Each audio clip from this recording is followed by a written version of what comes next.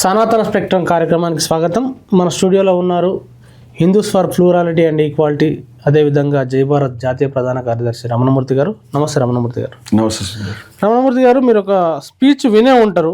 మౌనికా సుంకర అని చెప్పేసి బీజేపీ అధికార ప్రతినిధి, మనం అంతకుముందు మాట్లాడుకున్నాం ఎవరి గురించి. ఆమెకు సంబంధించి ఒక స్పీచ్ శ్రీరామనవమి రోజు చేసిన స్పీచ్కి సంబంధించి వివాదాస్పదంగా మారింది.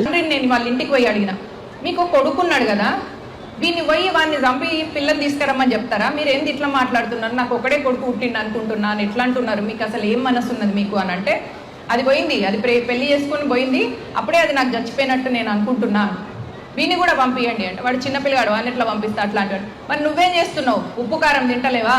పోయి వాడిని అక్కడ నరికి నీ బిడ్డను తెచ్చుకోవా? ఒక రుణానుబంధ రూపేణ పశుపక్షి సుతాలయం అని చెప్తారు. అంటే రుణానుబంధం ఉంటేనే మనకు పిల్లలుగా, భార్యగా మన ఇంట్లో ఒక ఆత్మ తిరుగుతుంది, అంటే ఒక మనిషి తిరుగుతాడు. అట్లాంటప్పుడు ఒకరికి కష్టం వచ్చినప్పుడు, ఒక కష్టంలో ఉన్నప్పుడు నువ్వు నీ కూతురు కోసం వాడిని నరికి వచ్చేంత దమ్ము ధైర్యం లేకుండా ఎందుకుంటున్నారు? కత్తి పట్టుకోవడం భయమవుతుందా? కర్ర పట్టుకోవడం భయమవుతుందా? ఇట్లాంటి పని చేస్తే వైలెన్స్ని ప్రోత్సహిస్తున్నారా? మీరు లా అండ్ ఆర్డర్ని డిస్టర్బ్ చేస్తున్నారా అని అంటారు. Law and order disturb secondary, అది ఒక అడ్వకేట్గా, ఒక లాగా అది డిఫరెంట్ విషయం. కానీ ఒక తండ్రిగా మీరు అట్లా వెళ్ళి ఆ కుటుంబాన్ని నరికి నీ బిడ్డ నువ్వు తెచ్చుకుంటే నువ్వు ఒక 100 మందికి ఆదర్శంగా అవుతావు. 100 మందికి ఈ విషయం తెలిసినప్పుడు 100 ఆడపిల్లలు బతుకుతారు. మరి చేయడానికి ఏం ఆపుతుంది? ఎన్ని రోజులు బతుకుతాం ఇక్కడ? 1000 ఏళ్ళు బతికేది ఉందా? 1000 సంవత్సరాలు బతికేది ఉందా? బతికి ఏం చేస్తాం? మనం ఒక పని చేసినాము అంటే నలుగురికి ఉపయుక్తంగా ఉండాలి. కాబట్టి మన అమ్మాయిని కాపాడుకోవడం కోసం వాడిని నరికినా తప్పు లేదు. అట్లయితే శ్రీకృష్ణుడు భగవద్గీత ఎందుకు చెప్పిండు అర్జునునికి యుద్ధం చేయమని? అధర్మం జరుగుతున్నప్పుడు శక్తిహీనంగా, చేతగాకుండా చేతులు ముడుచుకొని కూర్చున్నాడు భీష్ముడు. కాబట్టి భీష్ముడు చివరికి అంపశయం మీద పడుకున్నాడు. కాబట్టి మన అమ్మాయి ఎవరినన్నా అట్లా తుర్కోలు ఏరుసుకొని వెళ్ళిపోతే వాడిని నరికితే లేపేసినా తప్పు లేదు. అదే ధర్మహింస తథైవచ. ఏదైతే మతాంతర వివాహం చేసుకుంటే వెళ్ళి చంపేయాలి అని చెప్పేసి అనడాన్ని ఎట్లా చూడాలండి? మీరు నాకు వినిపించినటువంటి ఈ 4 వాక్యాలే దానికి అదే ఆవిడ అరెస్ట్ చేయడానికి సరిపోతాయి. అంటే చట్టం అయితే ఆ విషయంలో క్లియర్గానే ఉంది. ఇప్పుడు మనం గతంలో చూసాము ఈ రకమైనటువంటి కులాంతర మతాంతర వివాహాల మీద ఏ రకమైనటువంటి దాడులు జరిగినాయి అనేది. ఆవిడ ఇందాక మీరు చెప్తున్నప్పుడు నువ్వు చూసి 100 మంది ఇన్స్పైర్ అవుతారు. 100 మంది దేనికి ఇన్స్పైర్ అవుతారు? చంపడానికి. అంటే 100 మంది కూడా చంపేయాలి. ఆ 100 మందిని చూసి ఈవిడ లెక్క ప్రకారం 100 × 100 10,000 మంది ఇన్స్పైర్ అవుతారు. వాళ్ళు కూడా చంపేయడానికి. అంటే ఇదంతా చైన్ ఆఫ్ వైలెన్స్ కింద, మర్డర్స్ కింద జరగాలనేది ఆవిడ కోరుకుంటుంది. ఇలా జరుగుతుందా అంటే నిజంగా జరిగిందండి. ఇప్పుడు మారుతిరావు గారి కేసు వచ్చినప్పుడు ఎర్రగడ్డలో మీరు కేసు, అమ్మాయి పేరు మాధవి వాళ్ళ నాన్నగారు ఈ ఎర్రగడ్డ మారుతిరావు ఇంటర్వ్యూ చూసిన తర్వాత అప్పటిదాకా ఆయన ఒక సమझौता జరిగింది పోలీస్ స్టేషన్లో, ఒక సెటిల్మెంట్. నేను ఓకే ఒప్పుకుంటాను, అల్లుని కూడా పిలుస్తానన్న మనిషి ఆ తర్వాత దాడి చేసి కత్తి తీసుకుని ఆ అమ్మాయిని చాలా దారుణంగా కత్తి వేట్లు వేసినటువంటి సంఘటన జరిగింది. సో ఇట్లా ఇన్స్పైర్ అవ్వడం ఈ చైన్ ఆఫ్ ఈవెంట్స్ కూడా ఒకసారి మన 2 తెలుగు రాష్ట్రాల్లో ఆ మధ్య బీభత్సంగా జరగడానికి కారణం కూడా ఒకళ్ళని చూసి ఒకళ్ళు ఇన్స్పైర్ కావడం. ఇది కరెక్టే ఆవిడ చెప్తున్నది. కానీ ఆవిడ దాని ప్రొవోకేటర్, అది కూడా ఇంటెన్షన్గా తెలిసి లా అండ్ ఆర్డర్ విషయం చూసుకుందాం, అది పోనివ్వండి అని ఆవిడ ఏదో చెప్తుంది. ఆవిడ ఒక బీయింగ్ అన్ అడ్వకేట్. ఇది వీళ్ళది ఎక్కడ ఉందంటే అసలు విషయం అంతా కూడా లవ్ జిహాద్ అనేటువంటి ఒక దుర్మార్గమైనటువంటి ఒక నేరం, ఫిక్షన్, అది నేరం కానిటువంటి దాన్ని నేరంగా, అసలు అలా ఇక్కడ జరగలేదు, ఆ లవ్ జిహాద్ పేరు మీద ఎవరు ఏమి ట్రూప్స్ ఏమి పనిచేయట్లేదు, కానీ ప్రజలు నిజమేమో నమ్మించేశారు వీళ్ళు. అది ఏదో మనకు పాత కథలు, నల్ల మేక కుక్క కుక్క కుక్క అంటే వాడు మేకను తీసుకెళ్ళి బయటపడేశాడు, నలుగురు చెప్పిన తర్వాత అన్నట్టుగా ఇది మళ్ళీ గోబెల్స్ ప్రచారం చేసినట్టు వరుసగా దాన్ని love jihad. What is love jihad అని ఫస్ట్ మనం దాన్ని, లవ్ జిహాద్ అంటే ఏంటి, ప్రేమ వివాహం లవ్ జిహాద్ అంటున్నాం. మనం రోజు పేపర్లో చూస్తామండి. రోజు పేపర్లో చూసినప్పుడు అమ్మాయి అబ్బాయిని చంపేయడిందనో, లేదా అక్రమ సంబంధాన్ని గురించి తను కట్టుకున్నటువంటి భార్యని తను పిల్లల్ని చంపేశాడు, కొడుకుని చంపేశాడు, కూతురుని చంపేశాడు, భార్య భర్తను చంపేసి ఇవన్నీ వస్తాయి. ఈ నేరాలన్నింటిలో ఎక్కడైనా ముస్లిం పేరు ఉంటే చూడండి, ముస్లిం కాబట్టి అని మనకు యాడ్ చేస్తారు. మన నిర్భయ కేసు చూసినా, దిశ కేసు చూసినా మరి వాళ్ళు హిందువులే, వాళ్ళు ముస్లిమ్స్ అయి ఉంటే మరి దానికి చూడండి ముస్లిమ్స్ ఎంత దారుణంగా తెగబడుతున్నారు హిందూ అమ్మాయిలని అని. అంటే ఆ క్రైమ్లో ఎక్కడైనా ముస్లిం కనెక్షన్ ఉండగానే దాన్ని ప్రొజెక్ట్ చేసి మెల్లగా వీళ్ళు ఇది పెళ్లి చేసుకున్న వాళ్ళందరినీ కూడా ఎక్కడ అమ్మేస్తారు, చేస్తారని ఇప్పుడు ఫిక్షనల్ సినిమాలు కూడా తీసేదాకా వీళ్ళు వచ్చారు. కేరళ స్టోరీ 2 వచ్చినాయి. దీని వెనకాల ఒక 25 ఏళ్ల క్రితం జరిగిన సంఘటన చెప్తాను నేను. అంటే అభ్యుదయవాదులు కూడా దీన్ని చెక్ చేసుకోవాలి. ఇది మీకు ఈ పుస్తకం మేము వేసాం, ఈ జై భారత్ పబ్లికేషన్స్ తరఫున. ఇది షేక్ యూసఫ్ బాబా అని స్కై బాబా అంటాం మనం. మీరు విని ఉంటారు ఆయన గురించి. ఆయన సుల్తానా అని ఒక కథ రాశాడు. ఈ సుల్తానా అనే కథ ఏంటంటే, సుల్తానా అని ఒక అమ్మాయి ఉంటుంది. ఆ అమ్మాయిని రామారావు పెళ్లి చేసుకున్నాడు. రామారావు పెళ్లి చేసుకుని అమ్మాయిని బెల్ట్ పెట్టి కొట్టి చాప పెట్టి హింసలు పెట్టాడు. ఇంకో సుల్తానా ఉంది. ఆ సుల్తానా అప్పారావు పెళ్లి చేసుకున్నాడు. ఆయన ఈమెను అమ్మేశాడు. ఇంకో సుల్తానా సుబ్బారావుని పెళ్లి చేసుకుంది. ఆయనేమో ఈమెను పట్టుకుని రోజు ఎక్కిరిచ్చి వివక్షలు చేసేవాడు. ఇంకొక వెంకట్రావు ఆయనేమో తగలబెట్టేశాడు. ఇది 4 పేజీలు కథ రాశాడు. నీతి ఏంటంటే, సుల్తాన్ ఒక మెటఫర్, ఒక ప్రతీక. ఒక ముస్లిం అమ్మాయి ఒక హిందువుని పెళ్లి చేసుకుంటే ఆమె దారుణమైనటువంటి కాన్సిక్వెన్సెస్ ఫేస్ చేస్తుంది. ఒక రకంగా చెప్పాలంటే లవ్ జిహాద్ అది. కానీ అనమాట హిందువుల మీద ఆరోపించేది. దాన్ని నేను విజయవిహారం నడుపుతున్నప్పుడు ఈ కథ రాగానే దాన్ని అభ్యుదయ పత్రికలో ప్రింట్ అయింది. అది నేను దాన్ని చూసి నిర్ఘాంతపోయి, ఒరే హిందువులకి ముస్లింలకి కలిపేటువంటి ఒకే ఒక బ్రిడ్జ్ ఈ మతాంతర వివాహాలు అనేది, దాన్ని కూడా నిప్పెడితే ఇంక 2 కమ్యూనిటీస్ కొట్టుకు చావాలన్నా ఏంది ఇది దారుణం అని నేను దాన్ని ఖండించాను. ఖండిస్తే నా మీద ఆయన నాకేమైనా సమాధానం రాసి నేను నా పత్రికలో వేసుకున్నాను. ఆయన నాకు సమాధానం రాయలే. ఓ సభ పెట్టారు నా మీద. దీనికి ఐలయ్య గారు, కె శ్రీనివాస్ లాంటి కొంచెం పేరు ప్రతిష్టలు ఉన్నటువంటి అనేక మంది వచ్చి మా మీద నిప్పులు జరిగి చిన్న బుక్లెట్ వేశారు. దానికి నేను వెంటనే విజయవిహారంలో భారీ కౌంటర్ ఇచ్చాను. ఎంటీ ఖాన్ గారు వచ్చే సభకి ఆయన సపోర్ట్ చేయలేదు. తప్పు మీరు చేసిందని చెప్పాడు వాళ్ళకి. మిగతా వాళ్ళంతా అటే ఉన్నారు. ఈ 11 మందికి జవాబని మేము ఇప్పుడు విజయవిహారంలో వేసాం. అది చాలా ఫేమస్. ఆ తర్వాత వాళ్ళ డాక్యుమెంట్ పంచడం మానుకున్నారు. ఇప్పుడు దాని విజయవిహారంలో వచ్చినటువంటి 2 ఆర్టికల్స్ని నేను బుక్లెట్ కింద వేశాను. ఇది ఇప్పటికి లక్షల మందికి రీచ్ అయింది. నేను అనేదంటే, ఇదే పని ముస్లిమ్స్ తరఫున జరుగుతున్నప్పుడు హిందూ అభ్యుదయ మేధావులు సపోర్ట్ చేయకూడదు. ముస్లిమ్స్లో ఒక అభిప్రాయం ఉంది, అంటే మనం ఓపెన్గా మాట్లాడుకోవాలి కూడా చెప్తాను. ముస్లిమ్స్లోని అభిప్రాయం ఏంటంటే, అది చాలా కులాల్లోనూ, చాలా ఈవెన్ హిందువుల్లో కూడా మనకు కనిపిస్తుంది. నువ్వు కింద కులం నుంచి అబ్బాయి రావడం అభ్యంతరం, లేకపోతే అమ్మాయి వస్తే అది వేరు. పై కులం నుంచి అమ్మాయి మన కులంలోకి వస్తే వీళ్ళు సపోర్ట్ చేస్తారు. ఇట్లా అమ్మాయి అబ్బాయి మధ్య ఈక్వేషన్స్ మధ్య మారిపోతూ ఉంటుంది. ముస్లింలో అయితే బలమైనటువంటి ఒక ఛాందసత్వం అనేది ఒక గీతలాగా ఉండిపోయింది. బొంబాయి అని మనకి మణిరత్నం తీసిన సినిమా ఉంది. ఆయన మత కల్లోలాల మీద తీశాడు. అది ఇంకొంచెం బెటర్గా తీయొచ్చు ఆ సినిమాని. కానీ ఆశయం అయితే మత కల్లోలాలకి భిన్నంగా, మత విద్వేషానికి వ్యతిరేకంగా మాడుతూ మనుషులు కలపాలనేది. కానీ ఆ సినిమాని మత కల్లోలాల్లో, బొంబాయి మత కల్లోలాల్లో ఎక్కువ ఇబ్బంది పడినటువంటి ముస్లిమ్స్ ఆశ్చర్యంగా వ్యతిరేకించారు ఆ సినిమాని. వ్యతిరేకించడం కారణం సినిమా ఇంకా బెటర్గా తీయాలని కాదు. వ్యతిరేకించడం కారణం దాంట్లో హీరోయిన్ ముస్లిము, హీరో హిందూ అయితే ముస్లిమ్స్ యాక్సెప్ట్ చేయరు. ఇది యాక్సెప్టెడ్ ఫిలాసఫీ.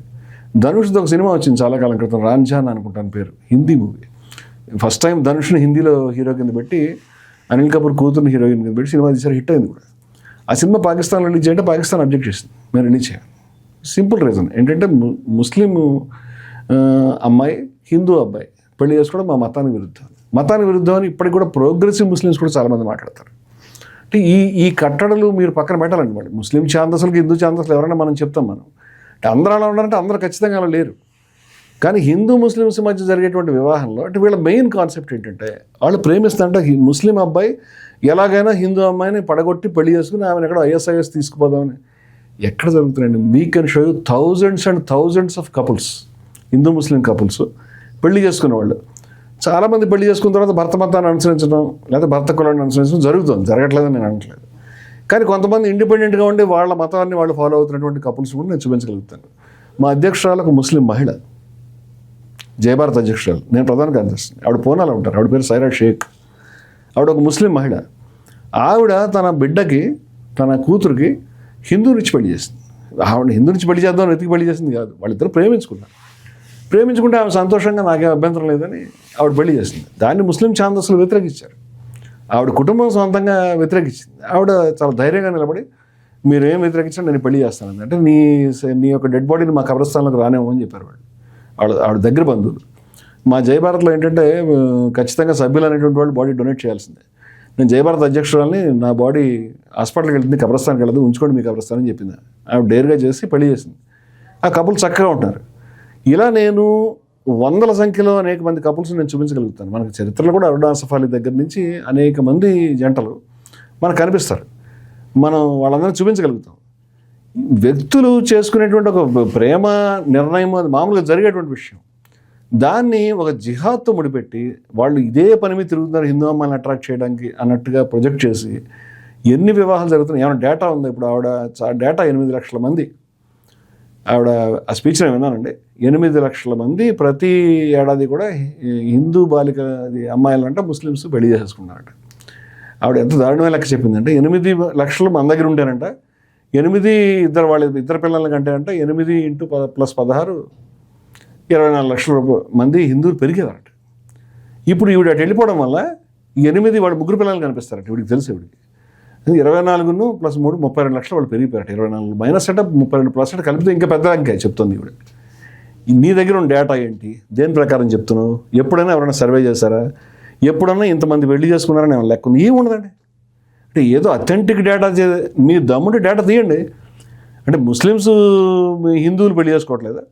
అంటే హిందువులు పెళ్లి మేము చూపిస్తాం కపుల్స్ని. అంటే అందరూ కూడా పిల్లల్ని కంటున్నారు. నార్త్ ఇండియాకు జనాభా పెరిగింది, సౌత్ ఇండియా జనాభా తగ్గింది కాబట్టి ఇప్పుడు డీలిమిటేషన్ ప్రకారం వాళ్ళు స్థానాలు పెంచుతున్నారు. ఏం నార్త్ ఇండియా అంతా ముస్లిమ్సే ఉన్నారా? మరి యూపీలోను మధ్యప్రదేశ్లో ఉన్నది వాళ్ళే కదా. మరి ఈ లెక్కలన్నీ చెప్తూ హిందువుల జనసంఖ్య తగ్గుతుంది, వాళ్ళందరూ ఎక్కువ మంది పిల్లల్ని కలండి. ఇప్పుడు చంద్రబాబు నాయుడు గారు కూడా టీవీలో వెళ్ళిపోయినాడు. ఎక్కువ మంది పిల్లల్ని కలండి అనేదాకా వచ్చారు. ఆర్ఎస్ఎస్ సంస్థ మూసేసి ఆర్ఎస్ఎస్ ప్రచారకుల్ని భాగవత్ గారితో సహా పెళ్లిళ్ళు చేసుకుని పిల్లల్ని కలమని చెప్పండి. మరి హిందూ సమాజానికి నష్టం కదా. మీరు లక్షల మంది ప్రచారకులు ఉన్నారంటారు, వాళ్ళు ఎవరికి పెళ్ళిళ్ళు కావట్లేదు, హిందువులు నష్టపడలేదు, సిగ్గున లేదు ఇలాంటి మాటలు మాట్లాడడానికి. ఒక డేటా లేదు, ఏమీ లేదు. ఒక అబద్ధాన్ని పదే చెప్పి 8 లక్షలు 16 లక్షల మనసుల్ని విషపూరితం చేసి ముస్లిం అనేటువంటి వాడిని ప్రేమించకూడదు హిందూ అమ్మాయి, లేకపోతే హిందూ అబ్బాయి ముస్లిం అమ్మాయిని ప్రేమించకూడదు. మరి దానికి కూడా అబ్జెక్షన్స్ చెప్తారు. ఇది సిస్టమేటిక్గా ప్రచారం చేసి ఇది ఒక క్రైమ్ ఉందేమో, లవ్ జిహాద్ పేరు మీద అమ్మాయిలు వెళ్ళిపోతున్నారేమో అని సామాన్యుల్ని కూడా మోసం చేసి పచ్చి అబద్ధం అని అలా జరగడం లేదు. వీడు చెప్పేది మీకు ఎక్కడ కనిపిస్తే ఎక్కడ ఏ రోజు ఏ ప్రభుత్వం ఏ డేటా ఎక్కడ సేకరించింది, ఎవరు వెళ్ళిపోయారు లెక్కలు చెప్పండి. బయట జరుగుతున్న క్రైమ్స్ మీరు చూడండి పేపర్లో, ఎన్ని ముస్లిమ్స్ చేస్తారు, ఎన్ని చేయడం లేదు. ముస్లిమ్స్ కూడా మనుషులేనండి, క్రైమ్ చేయకుండా ఉంటారా? మంచిగానే ఉంటారు, చెడ్డ అన్ని మతాల్లో అన్ని కులాల్లో మంచి వాళ్ళు చెడ్డవాళ్ళు ఉంటారు. కేరళ స్టోరీ సినిమా చేసినప్పుడు కూడా ఇదే అండి. ఆడు 30,000 మంది అమ్మాయిలు అని చెప్పి ప్రచారం చేశారు. తర్వాత ప్రభుత్వం నుంచి కోర్టు నుంచి డేటా అడిగితే ఏమి లేదు, 30 అన్నారు, తర్వాత 3 అన్నారు, తర్వాత దానికి సంబంధించిన ఏం చెప్పలేదు, డేటా చెప్పలేదు. ఇది కల్పిత కథ తీస్తున్నామని చెప్తే బాగుండేది. మళ్ళీ దానికి అవార్డులు ఇప్పించే బ్యాచ్ ఉన్నారు మళ్ళీ. ఇది ఈ సిస్టమేటిక్ విషియస్ ప్రాపగండా. ఇవాళ ఒక అడ్వకేట్ బాహాటంగా ఎక్కువ మంది 1000 మంది ఉన్నారని అనుకోను, కానీ ఎక్కువ మంది ఉన్న సభలో డేంజర్ ఏంటంటే యూట్యూబ్లో వైరల్ అవ్వడం వల్ల లక్షల మందికి వెళ్తుంది. అది ఎక్కడ ఆచారాలు ఇచ్చిపుచ్చుకోవడం. ఇప్పుడు లక్షల మంది మనసుల్లో విషపూరితమైనటువంటి ఇవి చెప్పిన తప్పుడు లెక్కలు. వాళ్ళందరూ కూడా ఒక అడ్వకేట్ అయి ఉండి ఉద్రేకంతో ఊగిపోతూ నరకండి, చంపండి, మీకు సిగ్గు లేదా అంటే అసలు కనీసము ఆ అమ్మాయి బాధపడిన తర్వాత చంపండి అని కూడా లేదు దాంట్లో. ఒక అమ్మాయి అంట మాట్లాడడం మానేసింది ఆవిడ చెప్పింది. దానికి కారణం అంటే మందు పెట్టారట. మందును మీరు నమ్మరేమో, నమ్మకపోతే నైవేద్యం నమ్మకం ఉండని మందు నైవేద్యం ఒకటేనంటే మాట్లాడింది. దానికి మళ్ళీ కౌంటర్ మందు కూడా పెట్టిస్తే అది ఇంకా వికటించిందట. ఈయన మందులు పెట్టడం నేర్చుకుంటే బెటరేమో ఆవిడ. ఆ మందుల విద్యలు ఎక్కడ ఉన్నాయో మాకు తెలియదు. ఏమైనా బీజేపీ పార్టీ ప్రతినిధిగా ఇప్పుడు బీజేపీ ఆఫీసుల్లోనూ ఆర్ఎస్ఎస్ ఆఫీసుల్లోనూ ఈ మందు పెట్టించే విధానం బాగా ట్రైనప్ చేసుకోండి, మాకు తెలియదు ఆ మందులు కూడా. అలా చెప్పి ఇప్పుడు ఆ అమ్మాయి వీళ్ళతో మాట్లాడడం లేదండి. చాలా చోట్ల ప్రేమ జంటలు వివాహం అయిన తర్వాత మీరు మీ జీవితంలో 100 ప్రేమ జంటలు చూసుంటారు, నేను 1000 జంటలు చూశాను. ఈ ప్రేమ జంటలు ప్రతిసారి తల్లిదండ్రులతోటి మాట్లాడడం అనేది ఈక్వేషన్స్ అంటే ఈవిడ వన్ సైడ్ వెర్షన్ విన్నది. ఆవిడని అడిగితే నేను తను ఎందుకు మాట్లాడదు చెప్పేది. ఆవిడ ఇంటికి వెళ్ళినప్పుడు ప్రాపర్ రిసెప్షన్ ఉందో లేదో, ఏ సమస్య ఉందో, వాళ్ళు వదిలిపెట్టేప్పుడు ఒత్తిడి చేస్తారు, తెలియదు కదా. అంచేత ప్రేమ జంటలు చాలాసార్లు కుటుంబాలతో సంబంధాలు పర్ఫెక్ట్గా మెయింటైన్ చేయరు. ఎందుకంటే పెళ్ళైన వాళ్ళు కూడా చాలా చోట్ల మెయింటైన్ చేయరు. సంప్రదాయమైనటువంటి పెళ్ళిళ్ళు చేసుకున్నాడు కూడా మళ్ళీ పుట్టిలతో అందరూ ప్రాపర్ రిలేషన్ మెయింటైన్ చేస్తారా? ఒకసారి చేస్తారు, ఒకసారి చేయరు కూడా. విభేదాలు వస్తారు, కొట్టుకు చేస్తారు కూడా. మామూలు కొట్టుకు చేస్తారు, బావబామరులు కొట్టుకు చేస్తారు, అన్నదమ్ములు కొట్టుకు చేస్తారు, 100 గొడవలు ఉంటాయి. ఇప్పుడు దాంట్లో ఆవిడ మాట్లాడనంత మాత్రాన అది క్రైమ్ అయినట్టు. ఆ తర్వాత జనరలైజ్ చేస్తుంది ఆవిడ. మీ అమ్మాయి తురుకోని పెళ్లి చేసుకుంటే ఎందుకు చంపలేదు, నీ రక్తం లేదా, నువ్వు మనిషివి కాదు. ఏం భాష ఇది? ఎంత ప్రొవొకేషనా? వెళ్ళి నరికి చంపకుండా నువ్వు 10 మందికి ఆధారం నువ్వు నరికి చంపేయని ఈ విధంగా రెచ్చగొడుతుంది. అసలు మహాతల్లి మనిషివైనా దేశాన్ని ఉంచదలుచుకున్నావు, ఏం చేయదలుచుకున్నావు, ఎంతమందిని చంపించదలుచుకున్నావు, ఎంతమందిని రెచ్చగొట్టదలుచుకున్నావు, ఏంటి పద్ధతి? మనుషుల మధ్య ప్రేమలు ఉండవా? మనుషుల మధ్య పరస్పరం వాళ్ళకి భావాలు ఉండవా? వాళ్ళకి స్వతంత్రం లేదా? వాళ్ళ ఆలోచనలు లేవా? వాళ్ళకి మెదడు లేదా? వాళ్ళకి ఏమీ లేదా? ఈ తొరుకోవడం అనగానే నువ్వు వెళ్ళి చంపేస్తావు వాళ్ళని. ఈ రకమైనటువంటి నీచమైనటువంటి హేట్ కామెంట్స్ చేసేటువంటి వీళ్ళని యూట్యూబుల్లో నుంచి బ్యాన్ చేయాలి. అసలు యూట్యూబుల్లోకి ఛానల్స్ ఆలోచించుకోవాలి. సభల్లో చప్పట్లు కొట్టే వాళ్ళు ఆలోచించకుండా నిలదీయాలి. అమ్మ ఎక్కడ డేటా ఉందని అడగండి. ఈ రకమైనటువంటి దుర్మార్గమైన ప్రచారం చేయడం, మీరు సైలెంట్గా ఉంటే జరిగేటువంటి ప్రమాదం ఏంటంటే చాలా జంటలు నిస్సహాయంగా అమాయకంగా హింసకు బలవుతుందన్న విషయం గుర్తుపెట్టుకోవాలి మీరు. ఈ ప్రొవొకేషన్ వల్ల, అక్కడ మారుతిలో ప్రొవొకేషన్ వల్ల మాధవికి ప్రాణానికి ప్రమాదం, దానివల్ల ఇంకొకటికి, తర్వాత ఇంకొకటికి, అది చూస్తే వీడికి బీపీ వచ్చేసి నేను ఎందుకు ఊరుకున్నాను అనుకుంటాడు. ఈ కంటిన్యూస్ ముస్లిం బ్యాషింగ్ వల్ల జరుగుతున్నది అది. ఒకసారి షారుఖ్ ఖాన్ గౌరీ ఖాన్ విషయంలో చెప్పాడు, ఆమె హిందూ అండి, ఆమె పద్ధతి ప్రకారం ఉంటుంది, అదేం లేదని. సల్మాన్ ఖాన్ తన ఇంట్లో 2 రకాల సెలబ్రేషన్స్ చేస్తానని చూపించాడు, ఆయన పెళ్లి చేసుకోలేదని. కానీ అంటే హిందువులు ముస్లింల మధ్య చక్కటి సింక్రటిక్ రిలేషన్స్ ఉన్నటువంటి ఏరియాస్ ఉన్నాయి. ఓకే, కొన్ని చోట్ల చాందసత్వం ఉందండి, లేదని అనడం లేదు. మతం మార్చుకుంటేనే పెళ్లి చేసుకుంటామని ఒకళ్ళొకళ్ళు కండిషన్ పెట్టుకుని మార్చుకునే సందర్భాలు ఉండొచ్చు, నేను తప్పట్లేదు. హిందువులు ముస్లింలు మతం మార్చుకోవడానికి పెళ్లిళ్ళ గురించి చేయకుండా ఉంటేనే బాగుంటుందని నా ఉద్దేశం. నేను ఇందాక ఫస్టే చెప్పినట్టు ముస్లిమ్స్ హిందూ ముస్లిం వివాహాల పట్ల, ముఖ్యంగా ఆడవాళ్ళు ముస్లిం అమ్మాయిలు అబ్బాయిలను పెళ్లి చేసుకోవడం పట్ల వ్యతిరేకతను వదులుకోవాలని బాహటంగా చెప్పకూడదు. ఈ విషయాన్ని దాన్ని అంగీకరించాలి. చాలామంది అభ్యుదయవాదులు అనే దగ్గర కూడా కనిపిస్తుంది, దాన్ని కూడా మేము ఖచ్చితంగా ఖండిస్తాం. కానీ ఈ హింస అవి ఏవి కారణాలనే ఉండొచ్చు, కానీ ఈ హింసని రెచ్చగొట్టే విధానం చట్ట వ్యతిరేకం, నైతికంగా నేరం. ఈవిడ్ని ప్రాసిక్యూట్ చేయాలి. ఈవిడ్ని బీజేపీ పార్టీ నుంచి, రాజకీయాల నుంచి, అసలు పౌర జీవితం నుంచి ఈవిడ్ని దూరం పెట్టాలి. ఈ మనిషిని, ఈవిడ ఈ కామెంట్స్ గురించి జైల్లో ఉండాల్సినటువంటి మనిషి అన్న ఉద్దేశం. గతంలో గాంధీని కాదు నెహ్రూని చంపితే బాగుండేది గాడ్సే అని, గాడ్సేకి కన్సల్టెంట్ కింద గాడ్సేకి ఎవరెవరిని కొత్త గాడ్సేలను తయారు చేయడం, ఎవరెవరిని చంపాలో చెప్పడం ఈవిడ విధానంలో ఉంది. ఈవిడ అంచేత ఈవిడ ఒక అడ్వకేట్, కన్సల్టెంట్ ఫర్ మర్డరర్స్ని హంతకులను తయారు చేయడానికి, రేపిస్టులను తయారు చేయడానికి, దుర్మార్గులను తయారు చేయడానికి ఈవిడ రెచ్చగొట్టే విధానాన్ని ఒక వృత్తిగా పెట్టి, న్యాయవాద వృత్తి కానీ కాదు, అన్యాయవాదమైనటువంటి వృత్తి, హంతకుల్ని ప్రేరేపించే వృత్తిలో ఆవిడ ఉన్నది. ఆవిడని ఎందుకు కొనసాగిస్తున్నారు పార్టీలో, ఆవిడ ఎందుకు మీటింగ్స్కి రప్పిస్తున్నారు, ఆవిడ ప్రచారం ఎందుకు చేస్తున్నారు ఆవిడ వైపు నుంచి అనేది అందరూ ఆలోచించుకోవాలి. ఆవిడని ఖచ్చితంగా ప్రాసిక్యూట్ చేయాలని నేను. హిందూ మతం ఇటువంటి విద్వేషాన్ని అంగీకరించదు. హిందూ మతం ప్రధానమైన సూత్రమే విద్వేషానికి వ్యతిరేకత. మా విద్వేషావహై అద్వేష్ట మైత్ర కరుణయవచని భగవద్గీత చెప్పింది. మా విద్వేషావహై అని వేదం చెప్పింది. తత్వన విజుగుప్సతే అని ఉపనిషత్తు చెప్పింది. ఇది మా విధానం. విద్వేషం లేదు మా దగ్గర. ఈ రకమైనటువంటి విద్వేషపూరిత విధానాలని రెచ్చగొట్టేవాళ్ళు హిందువులు కాదు. హిందూ మతం పేరు మీరు రెచ్చగొడితే మీరు హిందువులు అనుకోవద్దు. హిందూ మతోన్మాదులు వేరు, హిందువులు వేరు. హిందువులంగా మేము ఈ హిందూ మతోన్మాదిని మేము వ్యతిరేకిస్తున్నాం. ఈ మతోన్మాద విధానాలను ఖండిస్తున్నాం అండ్ ప్రాసిక్యూట్ చేయాలని డిమాండ్ చేస్తున్నాం.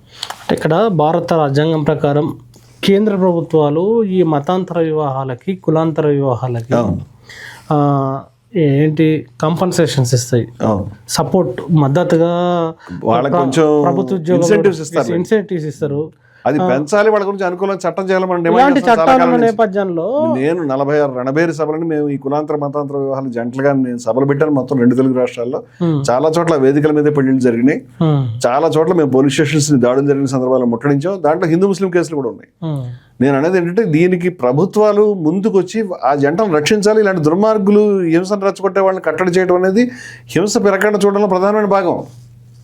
అంచేత రేవంత్ రెడ్డి గారు కాంగ్రెస్ ప్రభుత్వం ఈ స్పీచ్ మీద రెస్పాండ్ అవ్వాలి, ఆవిడని ప్రాసిక్యూట్ చేయాలని నేను డిమాండ్ చేస్తాను. థ్యాంక్ యూ వెరీ మచ్ అండి. ప్రజలారా చూసిరు కదా, ఈ మత ఉన్మాద మాటలను వైరల్ చేసి మిగతా వాళ్ళను కూడా ఒక ప్రొవోకేట్ చేసే పద్ధతులలో బీజేపీ అధికార ప్రతినిధి ఇట్లా మాట్లాడడం, దానికి మిగతా వాళ్ళు చప్పట్లు కొట్టడం ఎట్లా చూడాలి? భారతదేశంలో ఈ మన భారత రాజ్యాంగం ప్రకారం అందరికీ ఎవరినైనా ఇష్టమైన వాళ్ళని పెళ్లి చేసుకునే స్వేచ్ఛ ఉంది. మరి అలాంటి స్వేచ్ఛ దానికి విరుద్ధంగా చంపండి, నరకండి, చీము లేదా నెత్తురు లేదా అని చెప్పేసి ఇట్లా రెచ్చగొట్టడాన్ని తప్పకుండా వెంటనే చర్యలు తీసుకోవాలి. బీజేపీ పార్టీ తప్పకుండా ఆమెను సస్పెండ్ చేయాలి పార్టీ నుంచి. ప్రజలారా చూసిరు కదా రమణమూర్తి గారు మాట్లాడిన అంశాలపైన మీ కామెంట్ కూడా రాయండి. Thank you very much. చూస్తూనే ఉండండి సనాతన స్పెక్ట్రమ్.